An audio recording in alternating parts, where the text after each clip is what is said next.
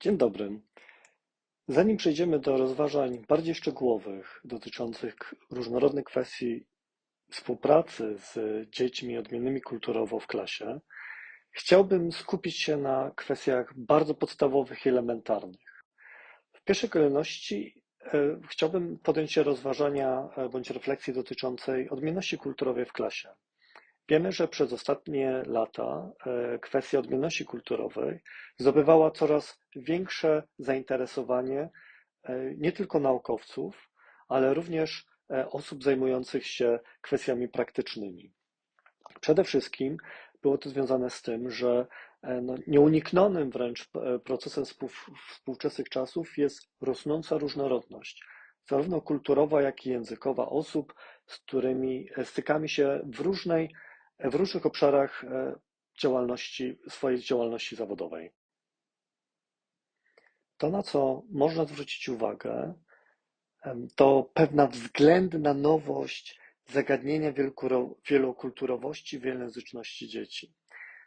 W ostatnich latach dużo na ten temat się mówi, dużo na ten temat się pisze i może wydawać się tak naprawdę, że to są nowe kwestie. Tymczasem to, na co chciałbym zwrócić uwagę, to to, że my tak naprawdę w szkole, w klasie mieliśmy do czynienia z odmiennością kulturową od wielu, wielu lat. Niemniej jednak ta odmienność kulturowa z wielu różnych powodów, w które tutaj dzisiaj nie będę wchodził, była przez ostatnie lata traktowana jako taka kwestia transparentna, niewidoczna. Po prostu przyjmowano, że niezależnie od tego, czy dzieci w klasie pochodzą, czy nie pochodzą z odmiennego kulturowego otoczenia i środowiska, tak naprawdę były traktowane jak gdyby wywodzące się wszystkie z tego samego kontekstu kulturowego. Natomiast kwestia odmienności kulturowej bardzo szybko była spostrzegana i umiejętnie wykorzystywana w działaniu w biznesie. Dlaczego? Dlatego, że przekładało się to na bardzo wymierne efekty, bardzo często lepszą skuteczność sprzedażową bądź lepsze kontrakty biznesowe. I myślę, że dobrze jest zgodzić się z tym, że taka transparencja o odmienności kulturowej w kontekście szkolnym należy do przeszłości. To znaczy, że trudno wyobrazić sobie jednorodną kulturowo klasę w współczesnych nam czasach i w przyszłości. Po prostu to, do czego powinniśmy się przyzwyczajać, to jest i nabywać umiejętności, to jest praca z osobami odmiennymi kulturowo i językowo. Im szybciej to zrobimy, tym szybciej wejdziemy na ścieżkę tak naprawdę kompetentnego funkcjonowania w naszym obszarze zawodowym i również stosowania wiedzy dotyczącej odmienności kulturowej w procesie edukacyjnym.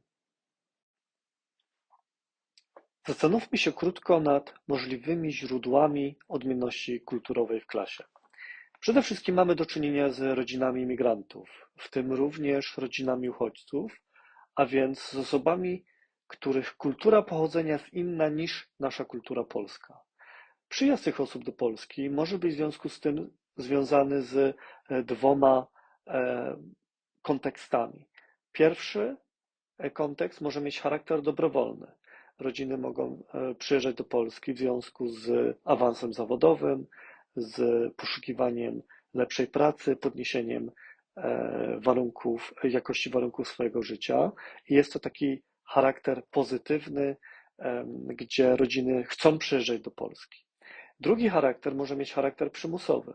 Mamy wówczas do czynienia z rodzinami, które przyjeżdżają do Polski, pomimo tego, że nie chciały tego robić, nie chciały wyjeżdżać ze swojego kraju, ale uwarunkowania historyczne, kulturowe, polityczne doprowadziły do takiej konieczności. Przy czym chciałbym zwrócić uwagę tutaj, że dobrowolność i przymusowość przyjazdu nie jest taka oczywista, ponieważ z jednej strony mamy oczywiście perspektywę rodziców, którzy mogą jak najbardziej chcieć przyjeżdżać do Polski, ale z drugiej strony mamy też perspektywę dziecka, które pomimo tego, że rodzice mogli chcieć przyjeżdżać do Polski w związku z awansem zawodowym, mogą w tej Polsce nie chcieć się znajdować. W związku z tym bardzo często pomimo tego takiego charakteru dobrowolnego, pozytywnego kontekstu przyjazdu, pewnych rodzin, kontekst czy uwarunkowania dziecka do pobytu w Polsce mogą być zgoła inne. Rośnie również liczba rodzin tak zwanych reemigrantów, a więc są to osoby narodowości polskiej, które wracają do Polski po pewnym czasie spędzonym za granicą. Tutaj pani profesor Grzymała-Moszczyńska wraz ze współpracowniczkami i współpracownikami często mówi w tym kontekście o tak zwanych ukrytych migrantach, a więc o osobach, które pomimo tego, że wracają do Polski, powinny być spostrzegane jako grupy migranckie, spostrzegane takie nie są. Bo są jednak Polakami, Polkami, bo tylko jakiś czas spędziły za granicą i te osoby często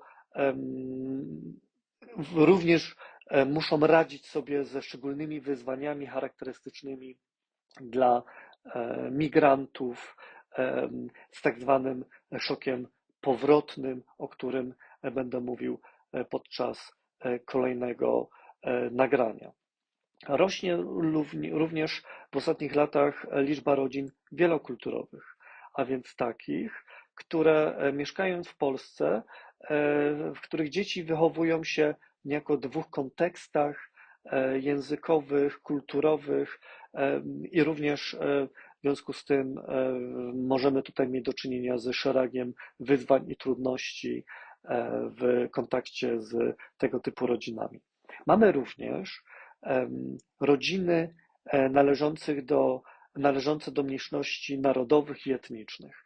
To jest bardzo ciekawe, ponieważ pomimo tego, że mniejszości narodowe etniczne w Polsce występują od bardzo długiego czasu, zdają się te rodziny niejako wtapiać w krajobraz polskiego społeczeństwa i w związku z tym zdarza nam się zapominać o tych rodzinach i spostrzegać je jako no właśnie źródło odmienności kulturowej i językowej w klasie. Z tego też więc powodu warto bardzo krótko przypomnieć zagadnienie mniejszości narodowych i etnicznych. Przede wszystkim do mniejszości narodowych należą m.in. mniejszość rosyjska, ukraińska, słowacka, czeska, żydowska, litewska, niemiecka i ormańska. Jedną z ważniejszych kwestii czy cech charakterystycznych mniejszości narodowych jest to, że mniejszości te utożsamiają się z narodem zorganizowanym we własnym państwie.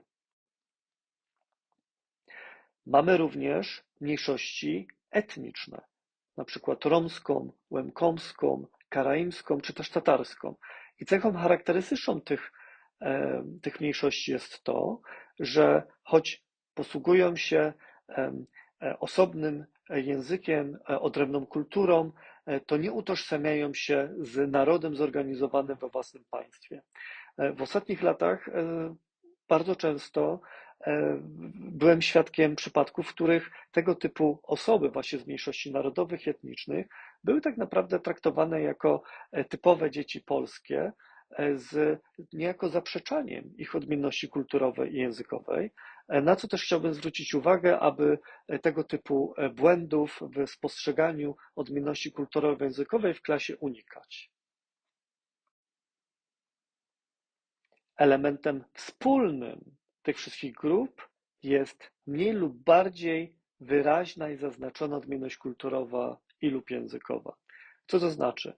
To znaczy, że kultura polska nie jest podstawowym, a na pewno nie jest jedynym kontekstem, w którym te osoby się rozwijają, w których te osoby funkcjonują. W związku z tym, w ich wypadku możemy mieć do czynienia z doświadczaniem swego rodzaju wrażenia obcości, nowości, nieznajomości. Możemy mieć tutaj również do czynienia z trudnościami w funkcjonowaniu w naszym kontekście kulturowym, w przyswajaniu języka, reguł, zachowań obowiązujących w naszym kontekście kulturowym. I myślę, że dobrze byłoby w tym kontekście przywołać taki postulat pani doktor Szydłowskiej-Klakla oraz pani doktor Durlik, które w jednym ze swoich artykułów dowodziły i argumentowały, że dzieci z doświadczeniem odmienności językowej i kulturowej jak najbardziej mogą być traktowane bądź postrzegane jako dzieci ze specyficznymi potrzebami edukacyjnymi. To jest swego rodzaju nowość ujęcia, ale nowość, która pozwala nam spojrzeć na to, że odmienność kulturowa i językowa może być wyzwaniem w polskiej klasie i to, co z naszej strony warto byłoby zrobić w tym kontekście, jest dostosować adekwatnie nasze oddziaływania, proces edukacyjny właśnie do tych specyficznych potrzeb edukacyjnych, które mają swoje źródło w odmienności kulturowej i językowej.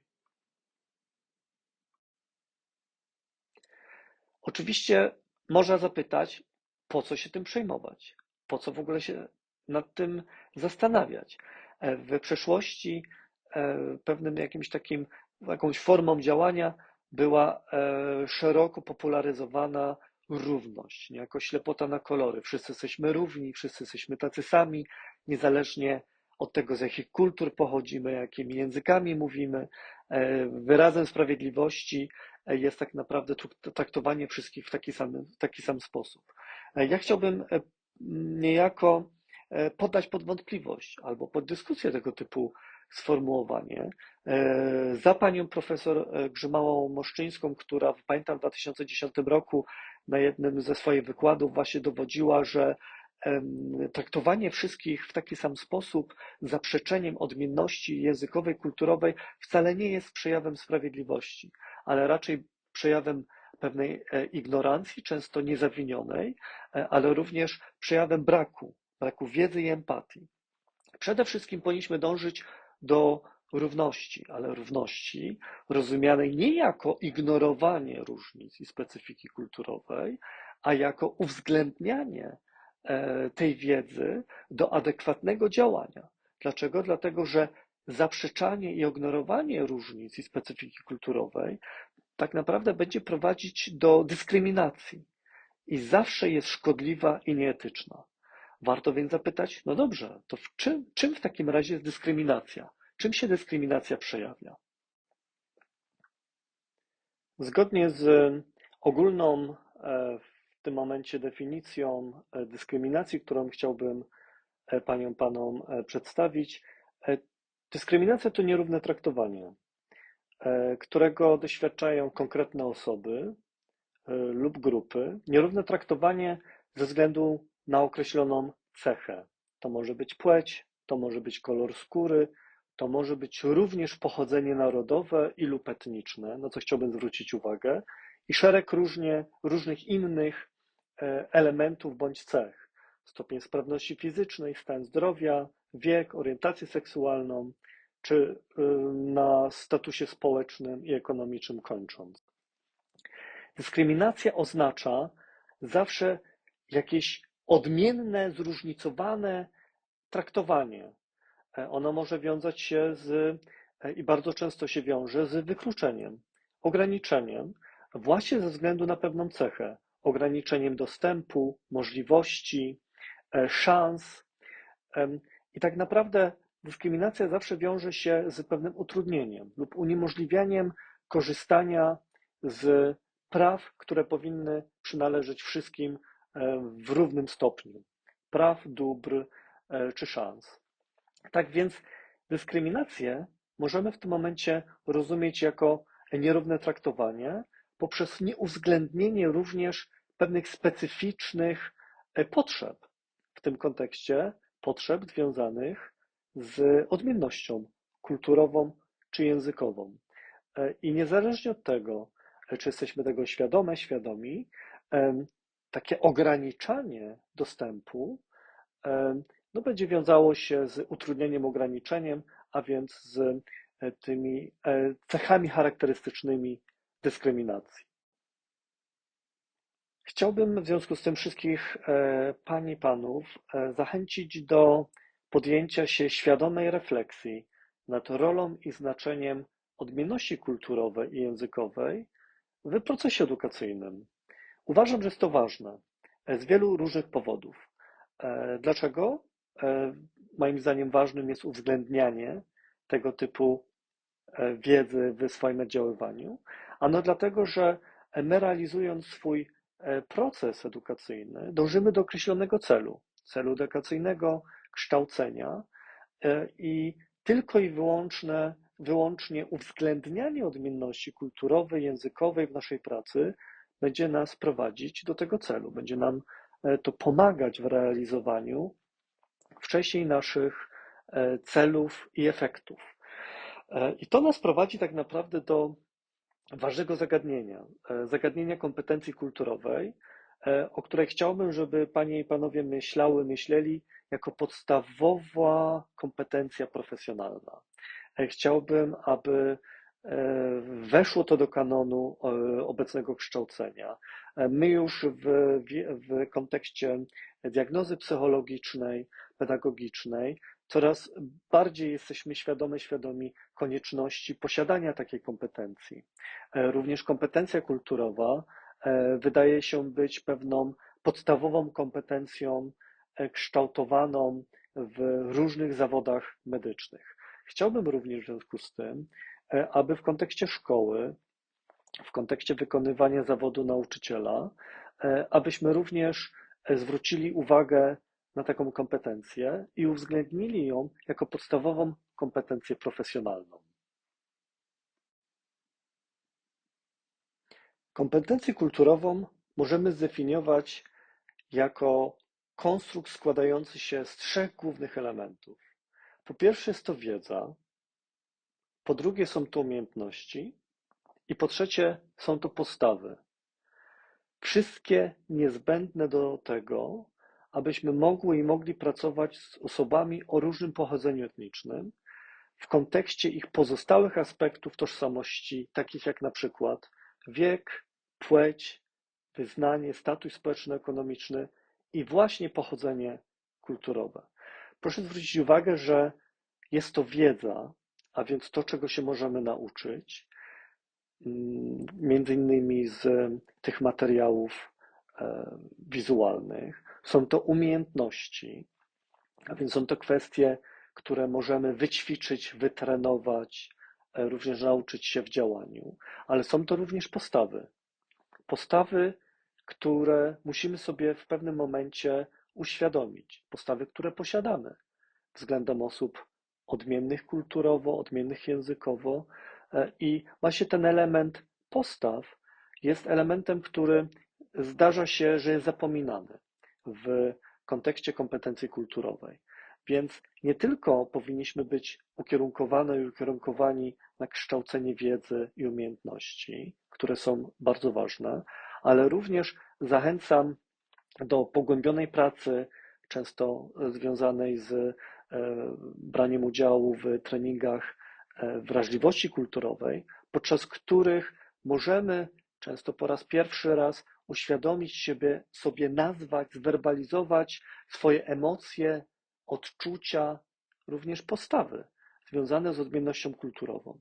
I wszystkie te elementy wchodzą razem w skład kompetencji kulturowej, o której chciałbym, żeby panie i panowie myśleli jako o podstawowej kompetencji profesjonalnej.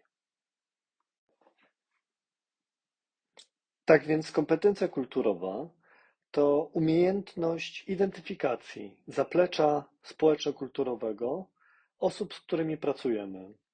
To jest również umiejętność dostrzegania, w jaki sposób tego typu uwarunkowania kulturowe, językowe mogą wpływać na relacje w procesie edukacyjnym, w procesie kształcenia. No i na końcu to jest również umiejętność, świadomość, umiejętność dostrzegania własnych przekonań, stereotypów. To jest pewna forma samoświadomości dotycząca nas samych, dotycząca tego, w jaki sposób my doświadczamy, jakich emocji w kontakcie z osobą odmienną kulturową i jak to może wpływać na jakość naszej pracy. I to nas prowadzi tak naprawdę do 2 konstruktów i pojęć, mianowicie etnocentryzmu i etnorelatywizmu.